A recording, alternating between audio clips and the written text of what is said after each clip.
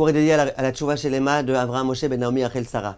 Chers amis, j'aimerais vous raconter un scoop extraordinaire qui est arrivé la semaine dernière.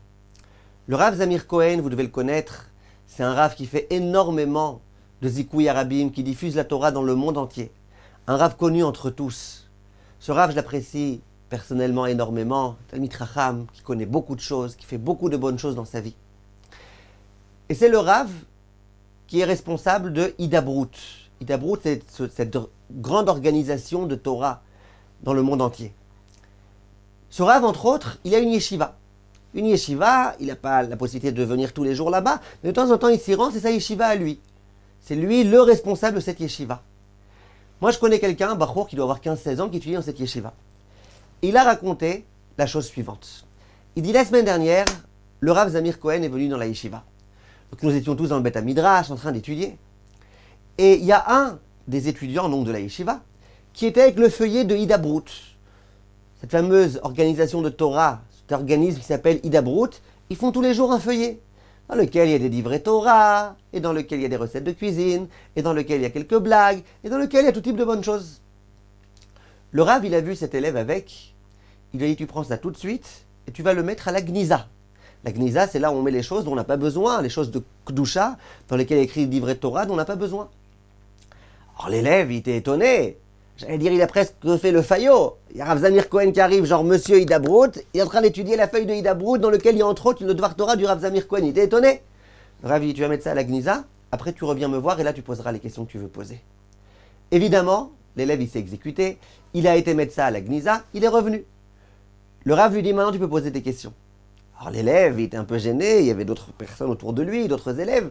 Il dit, voilà Rav, pourquoi m'a demandé de mettre ça à la Gniza?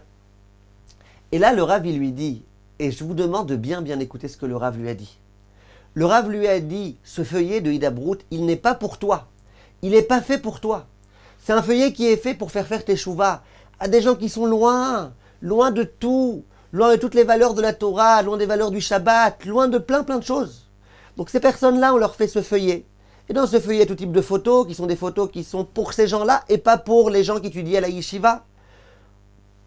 On ramène des gens qui ne sont pas forcément des références pour nous, mais parce qu'il y a des gens pour lesquels c'est des références. Et c'est des gens qui sont chosrim b'tshuva, donc on leur ramène ces gens-là. Mais toi, Bachor Yeshiva, tes références, ça doit être les Gdolé Israël, ça doit être la Gemara, ça doit être ces choses-là. Il dit la vérité, c'est pas fait pour toi. Alors tu vas me dire, mais alors quoi, il y a un problème dans ces feuillets, il n'y a pas de problème, mais pas pour toi. D'abord, je vous demande d'apprécier la grandeur du Rav Zamir Cohen quand il était capable de dire ça. Il faut quand même être vraiment très Yéré Shamaïm pour dire à ses propres élèves, regardez, il y a mes livrets Torah dedans, mais c'est pas pour vous. Mes livrets Torah qui sont écrits dedans, c'est pas pour vous. Si vous voulez que moi je vous dise des livrets Torah adaptés à vous, je pourrais vous en dire, mais pas ceux-là. En d'autres termes, ne diffusez pas ça dans votre yeshiva. Dans votre yeshiva, c'est pas la peine. Mais en dehors de ça, ce qui me semble être très intéressant, c'est que beaucoup de gens se disent dans leur vie, c'est cachère ou c'est pas cachère?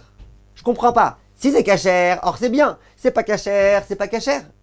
Il y a beaucoup de gens qui lisent le journal. Pourquoi? Ben ça va. Tant qu'il n'y a pas trop de photos pas cachères, dans les journaux il n'y a pas de photos pas cachères, ça veut dire que ça n'existe pas beaucoup en France et en Israël il y en a quelques-uns, et ben ça va, c'est bien. C'est cachère. S'il n'y a pas de pas cachère, c'est cachère. Et ben nous, il faut qu'on comprenne quelque chose. C'est qu'il y a des degrés, il y a des niveaux. Parmi les personnes qui m'écoutent, bien sûr qu'il y a des personnes qui sont du niveau de lire ce genre de choses, de lire ce genre de feuillets qui sort toutes les semaines. Mais il y a des gens qui ont dépassé ce niveau.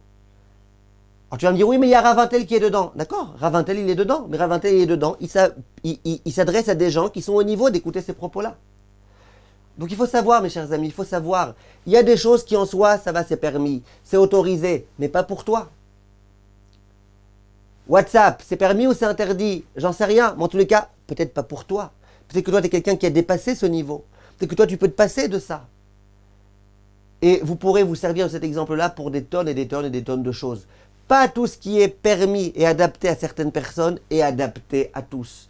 Il y a des choses qu'on peut autoriser à certaines personnes qui sont encore loin de la Torah et qu'on déconseillera totalement et fortement à certaines autres personnes. Prenez cette leçon et essayez à chaque fois de vous demander, moi, quel est mon niveau? Est-ce que je ne suis pas par hasard au niveau dans lequel je peux un petit peu dépasser tout ça? Kol tov, mes chers amis.